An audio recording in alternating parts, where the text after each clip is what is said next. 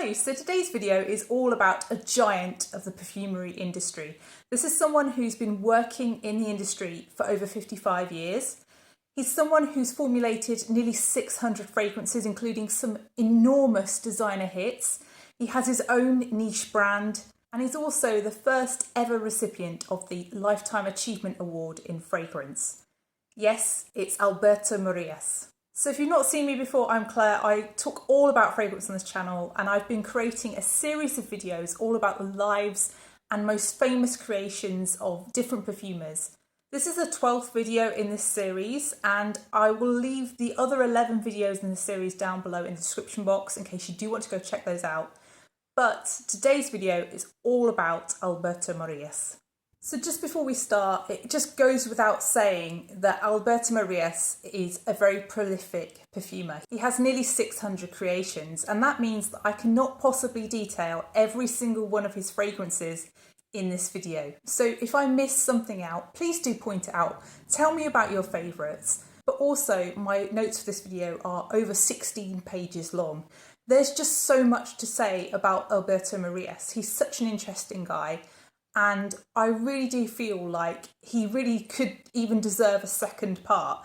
He's just a huge player in the perfume industry, and it's difficult to comprehend just how important he's been. So Alberto Morillas grew up in Seville in Spain. He was born in 1950.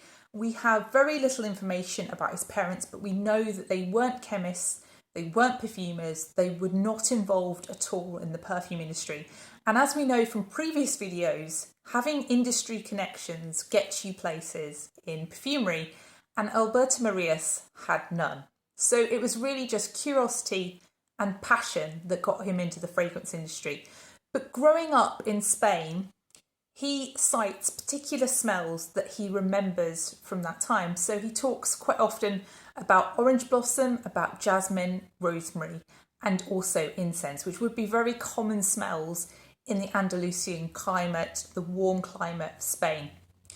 And he also discusses his childhood memory of his house. So his house had a patio, and he remembers the smell of the well, he remembers the smell of the clean laundry on the line, the jasmine growing up the walls that surrounded the patio, and also the smell of the medlar tree that grew by the patio. So I had no idea what a medlar tree is, but apparently it's a fruit that was very popular during medieval times, and it's really something that's quite bitter. It's from a tree of the rose family. And medlar fruits, when they ripen, do become slightly sweeter, but they're generally fruits that you wouldn't just eat off a tree. They're usually things you would put in jellies, jams, and sometimes even they're used to flavour certain cheeses. Another childhood memory that Alberto Morillas has discussed in interviews is that he would use a particular eau de cologne after brushing his hair ready for school. And these colognes were very popular in the 50s. In Spain, they were sold at local pharmacies in large bottles. And Morillas has described the smell of that eau de cologne as being a kind of awakening, his first realisation that fragrance existed, that it was a thing to use fragrance in your daily life. Morillas also says that his parents were incredibly protective of him as a child, and they would really make him play within a courtyard. Looking back, Morillas cites these quiet times of observing and also using his imagination as a kind of touch paper for the creativity he would later use in his career. Alberto Morillas has also detailed the fragrances that his parents wore when he was growing up. So his mother wore Femme de Rochas, which is a chypre fragrance, and his father is actually remembered through the scent of the hair tonic that he would use. He says that these everyday smells made him realise just how much scent could be associated with emotion and memory. When Morillas was 10 or 11 years old, the family moved to Switzerland. They moved to Geneva. This move exposed him to a very different environment. As a teenager in Geneva, he became obsessed with perfume shops. He would visit them just to learn about the smells and to try to understand the fragrances. Morillas says that amongst the first fragrances he chose to wear himself were things like Old Spice, Eau Sauvage by Dior, and Un Homme de Caron by Caron.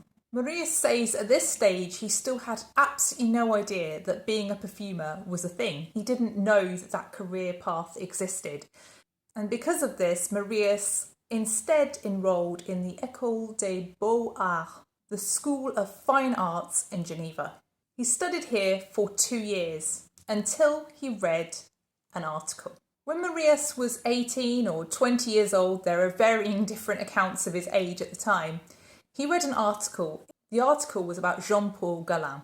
Up until then, Morillas said that he had admired fragrances without fully understanding that there was a person behind each one. The article revealed to Morillas that perfumery was a career path, and Morillas was instantly determined to take it. If you know anything about Geneva, you will know that Geneva is the home of Firmenich, one of the biggest fragrance companies in the world. Morillas approached Firmenich and asked them straight out, what did he have to do to become a perfumer? They said that really the route in perfumery was impossible for him because he lacked any kind of chemistry degree to get him into the industry.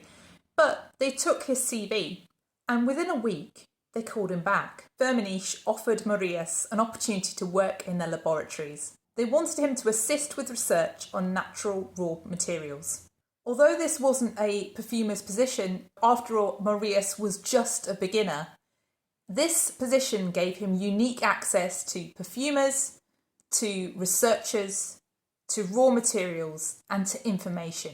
Morillas describes his role at Firmenich as smelling raw ingredients, preparing lab samples, filling bottles, and studying essential oils. In later interviews, he talks about how he would really be concerned with recreating natural smells from aroma chemicals. This laboratory work essentially served as an intensive perfume education. Morillas describes himself as mainly self-taught.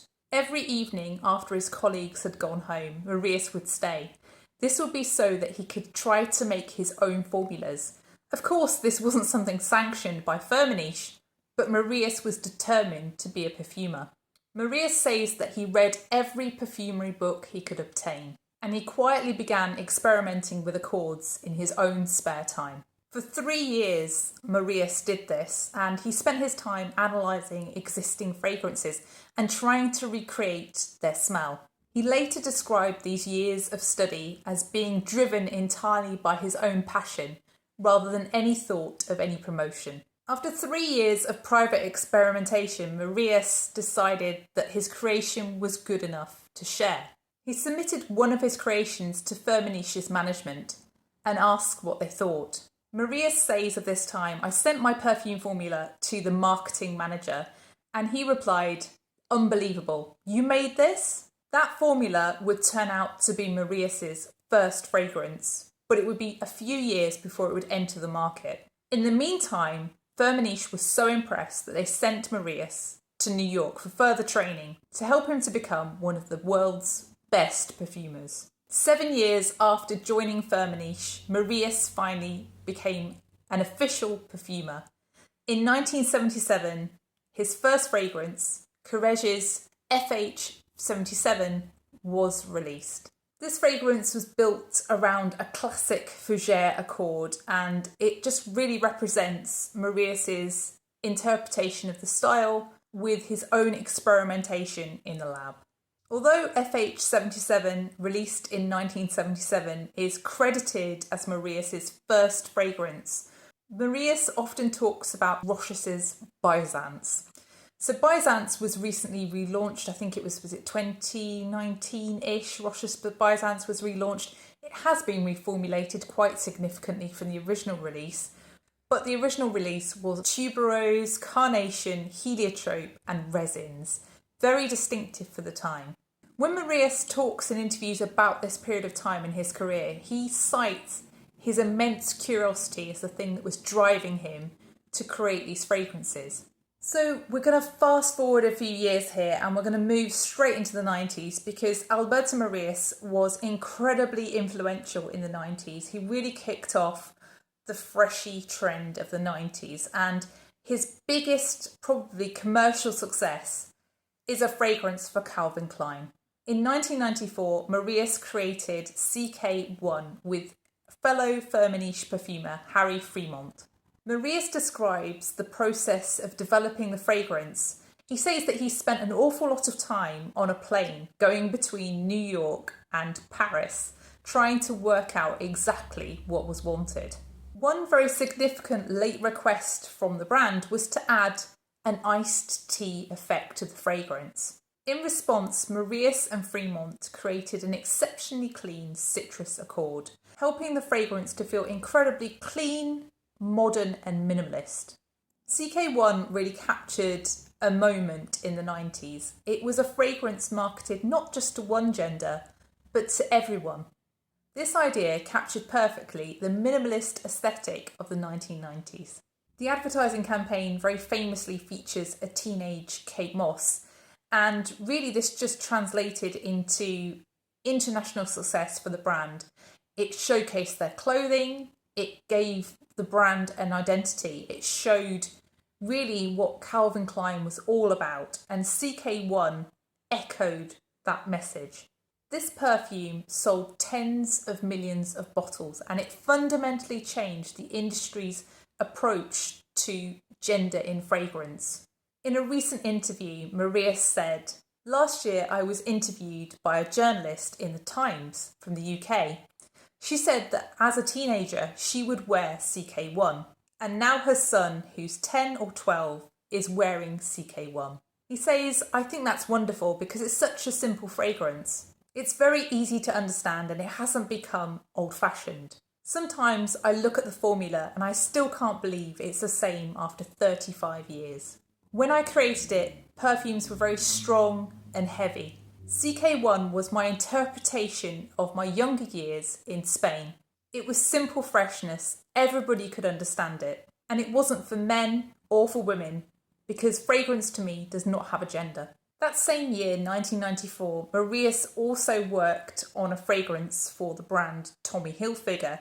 They are again a giant in the US fashion industry. They really channel a particular preppy kind of look that really was very popular in the 1990s. This time, Morillas collaborated with Annie Byzantium, and together they created Tommy. The fragrance really captured the sporty American style of Tommy Hilfiger perfectly. The bright citrus, lavender, mint and apple created an instant freshness that appealed to a younger audience than perhaps most established designer fragrances did. It became, again, a defining fragrance of the 90s and helped to establish Morillas even more as someone who was adaptable to different fashion houses' styles. Next, in 1995, Morillas again worked for an American brand, so Estee Lauder this time. They wanted to create a new fragrance, and Pleasures was what Morillas created. He again worked with Annie Byzantium, and they created the idea of a wet, dewy flower. They wanted to recreate the sensation of flowers just after the rain. They wanted something fresher than what had gone before. They wanted something lighter than something that had gone before. They used a very transparent feeling bouquet of lily, peony, lilac and rose, and they helped to define the cleaner feeling floral trend of the 1990s. In 1996, Morillas worked on a male-marketed fragrance. This time it was Acqua di Gio put on for Giorgio Armani. For this fragrance, Morillas took inspiration from the Mediterranean coastline. He used bright citrus fruits, marine accords, jasmine, rosemary and transparent woods to channel a very clean aquatic style. Although there are many other aquatic fragrances that have come before and perhaps after it, Acqua di Gio, I'm always paranoid about the pronunciation of that word because I don't speak Italian. So if I am saying that wrong, please do correct me. But this fragrance really was one of the original benchmarks for aquatic fragrances. It was something that really was regarded as a great example of the genre at the time. In 1997, Morillas began working for Carolina Herrera, and this is the time that he formulated the fragrance 212.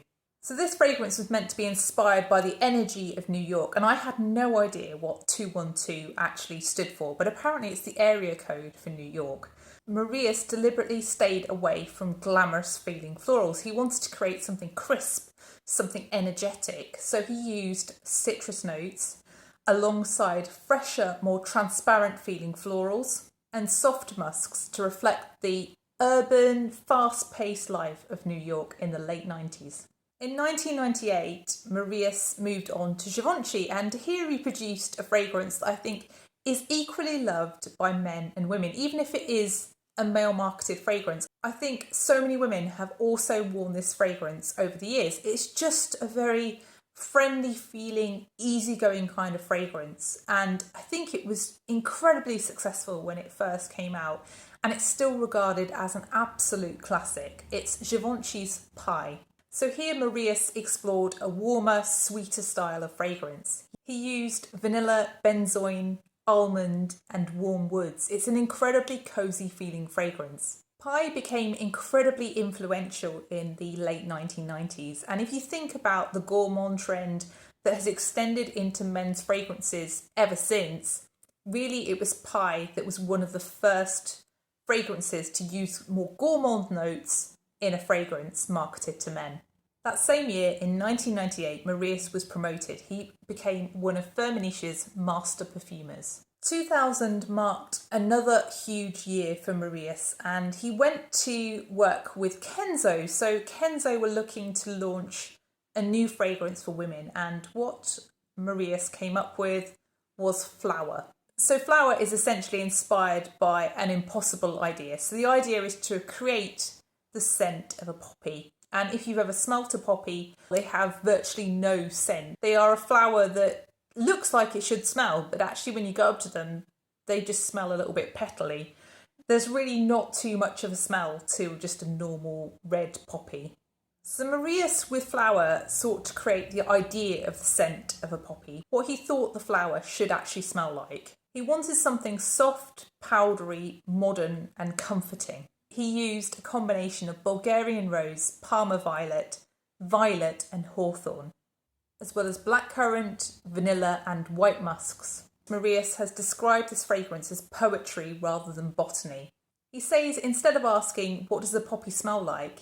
He instead asked, what should a poppy smell like if it had a fragrance? This is an idea that has been used over and over since in the world of perfumery. If you think about Jerome Epinet's creations in, for example, Floral Street fragrances, if you think about his creations for that brand, he has used this idea over and over.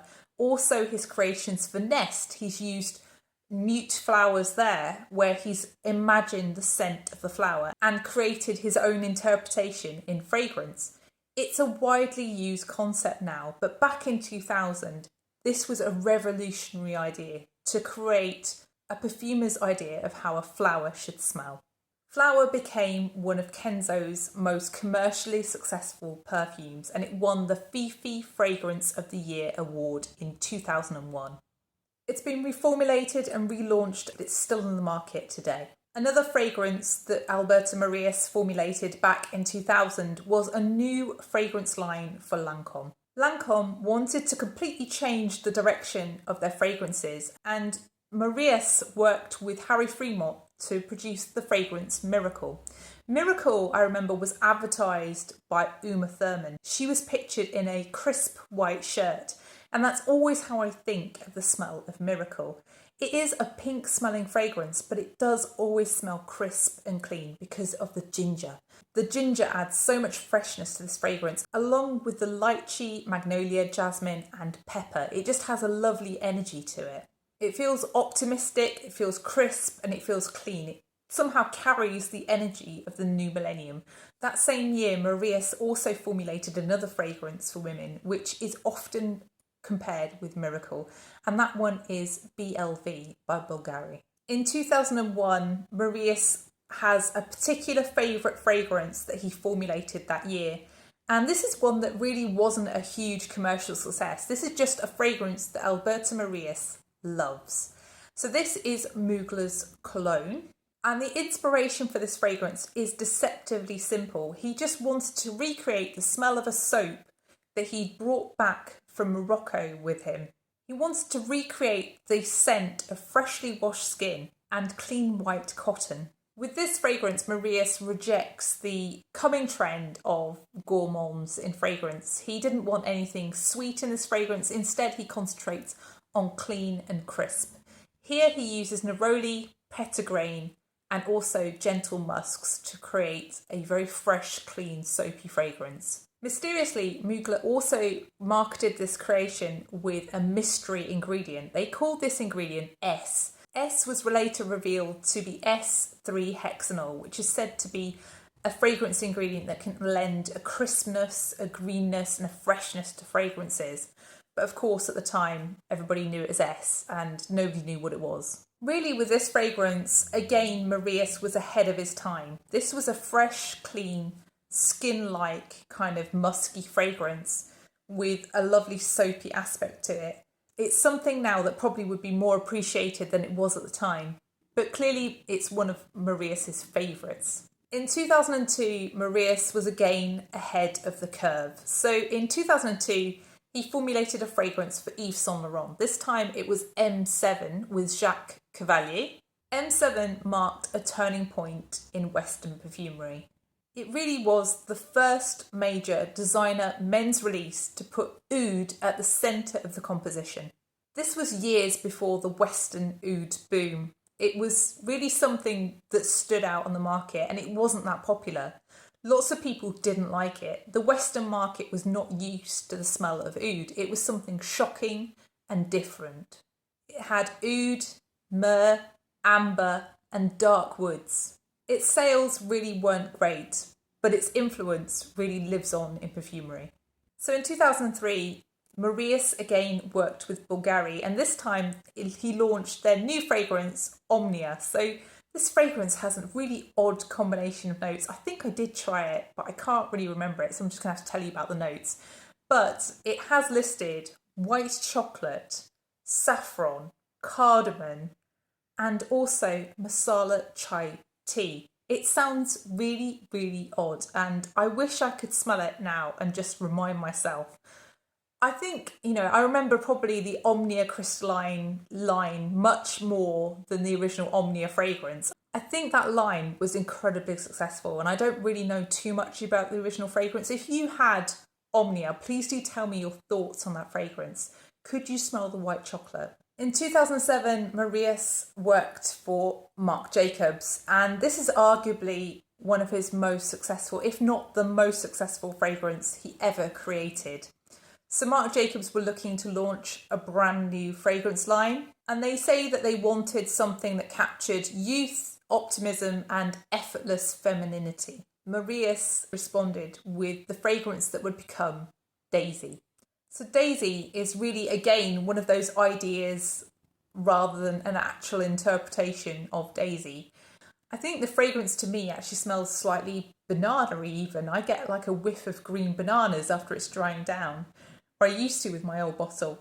But I think this fragrance is really based around violet leaves. That's what comes through the most. And there's also jasmine and soft musks, but I would say it's the violet leaf that comes through most alongside the musks. It definitely does have a brightness to it. It is an optimistic feeling fragrance, and I know it's something that I think is almost hated because of how people think of it as quite generic, but actually it's a fragrance that really does stand out. It's something that really isn't like too much else on the market. I think the only fragrance that comes close that probably copied Daisy is probably something like Versace Yellow Diamond. I do think that fragrance has a bit of an echo of Daisy, but they're not the same fragrance at all. Of course, nowadays, I think people also are a little bit worn out by the flankers of Daisy. They're released every single year. They all have the same kind of, interesting lids or childish lids, depending on your point of view about how the bottles look and how they're interpreted. But I think Daisy is a fun line, and I still have a little place in my heart for Daisy. It was never really my favourite fragrance, but I did always appreciate some of the flankers. And I think there are some really good examples of flanker fragrances in the Daisy line. Of course, with that number of flankers over that number of years, you're always going to have a few flops, you're going to have a few hits, and you're going to have a few in between.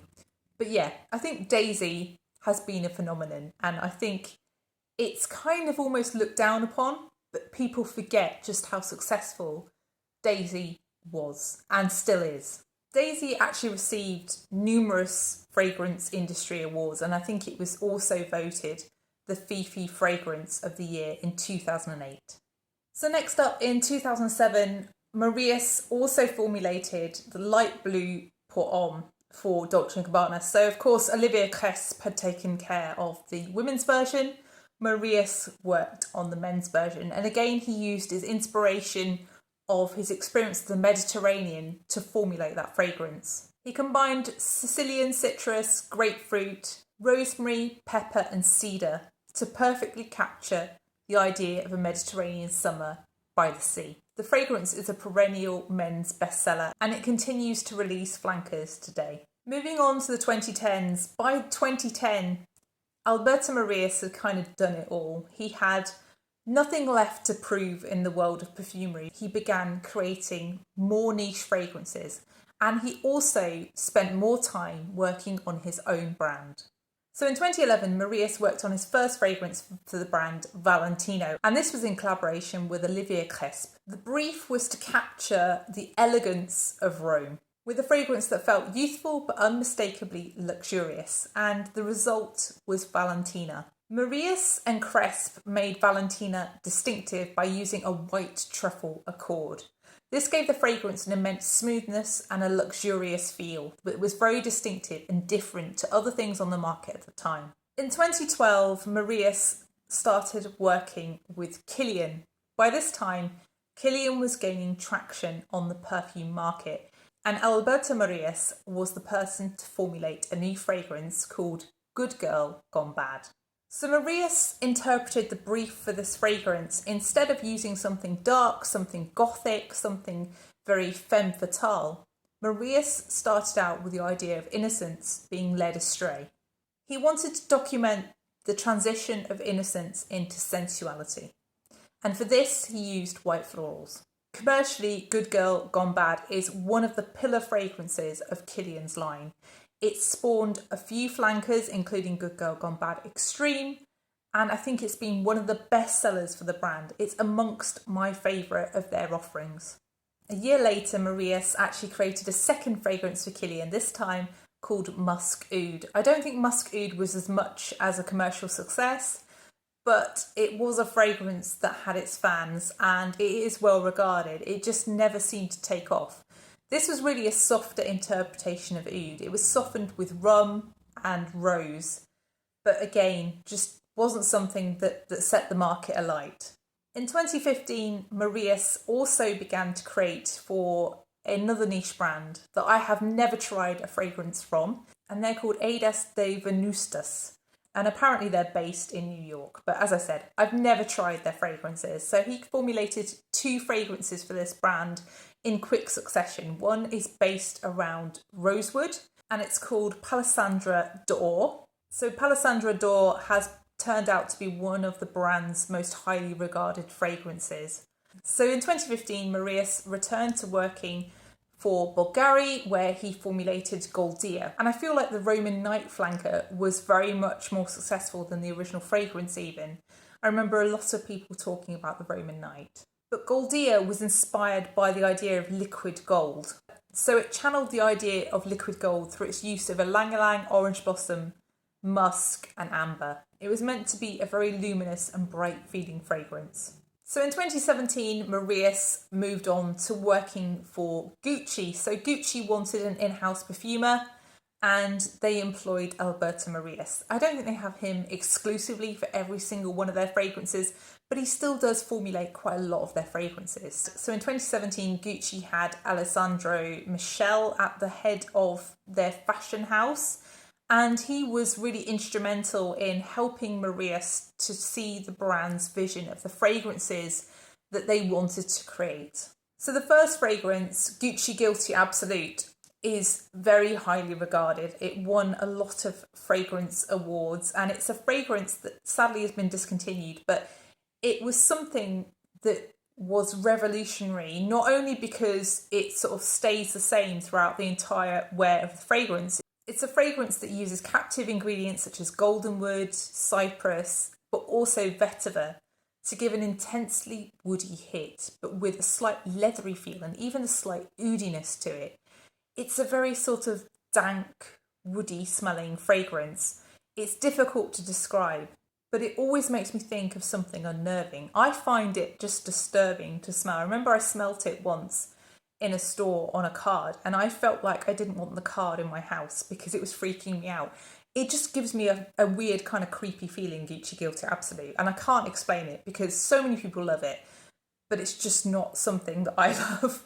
And I must say as well, Alberto Morillas' other creations, including for his own brand, Mizensir, if you try Golden Oud, there's a definite feel of Gucci Guilty Absolute about that fragrance.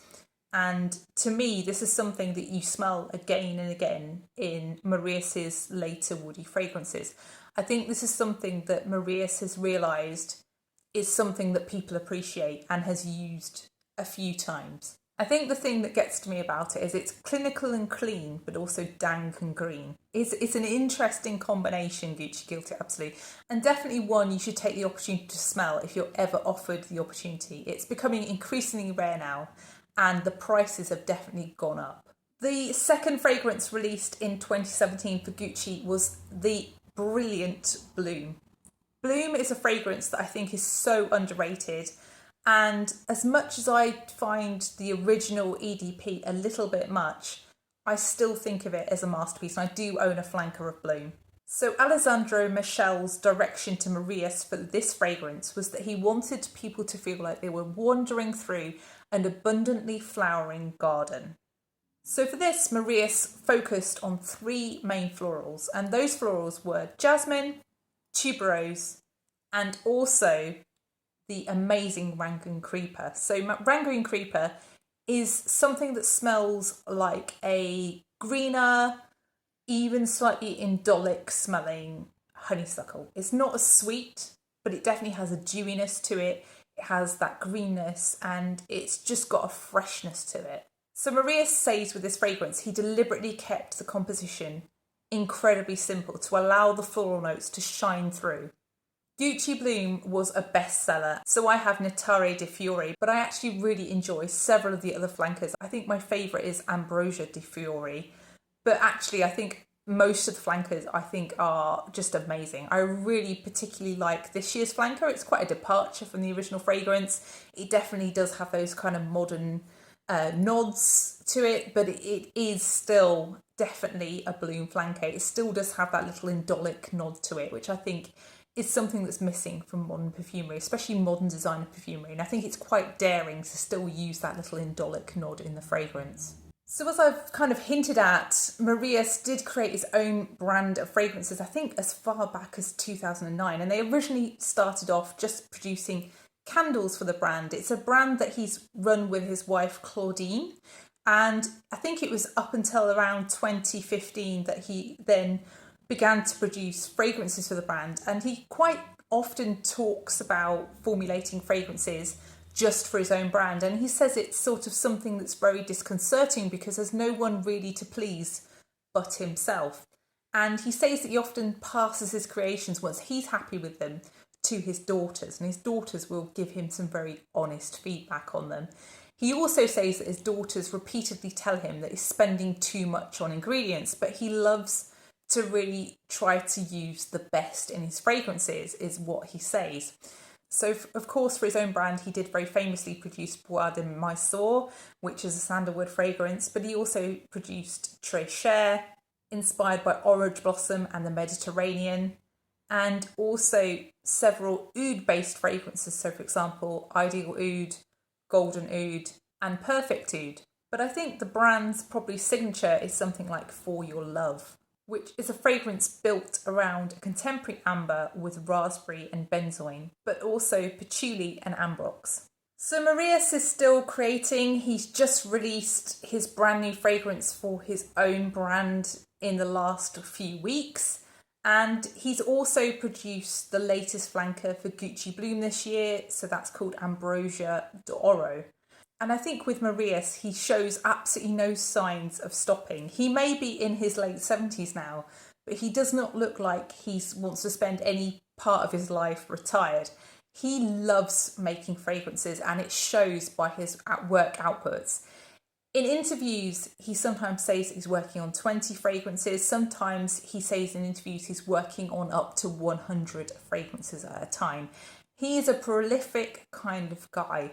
And actually, even this year, for example, the fragrances that he's produced just for Marc Jacobs, if you're producing 4 or 5 fragrances a year just for one brand and you're employed by several different brands, perfumery is still something that's going to take up most, if not all, of your time. So all the way back in the midst of time in 2003, Morillas received the Prix Francois Coty, recognising his outstanding contribution to fragrance. In 2013, he also received a Lifetime Achievement Award from the Fragrance Awards, and he was actually the first recipient of this award. He's actually gone on to receive this award from 2 other countries, so he's a really well-regarded perfumer worldwide. By this point in his life, he sold probably in the hundreds of millions of bottles of perfume across his lifetime. And his work has influenced many major trends, from aquatics to fresh florals to the use of oud. Reading about Morillas in preparation for this video, what struck me about his interviews is just how energetic still he is, enthusiastic still he is, but also how humble he is despite his immense success. What also stood out to me was just how long he's been with Firmenich. He's been with that brand for the entirety of his career. That is really so unusual in the world of perfumery, to have that much loyalty to one brand. And in interviews, he frequently expresses gratitude to Firmenich for giving him a place in the world of perfumery. What also comes through in interviews is his immense lust for life. He is so enthusiastic about the world of perfumery. His attitude and positivity really reminded me of another perfumer. He made me think a lot of Olivier Cresp, who also has this immense positivity. Even now in his late 70s, Morillas says that every morning he's up early, and after his 6 a.m. coffee, he goes into the lab to smell his creations from the day before. Also in interviews, he quotes Confucius and says how much he agrees with the quote that if you do something you love, you never work a day in your life. So that's Alberto Morillas. So thank you so much for watching. If you have got a favourite by Alberto Morillas, please do share it below. I have missed out an awful lot of his nearly 600 creations. I'm sure there must be so many different fragrances that people want to share that they love from Alberto Morillas. If you have enjoyed the video, then please do press the like button, and please also consider subscribing if you haven't done already. And consider checking out the other videos in this series, and I will see you in the next one. Bye!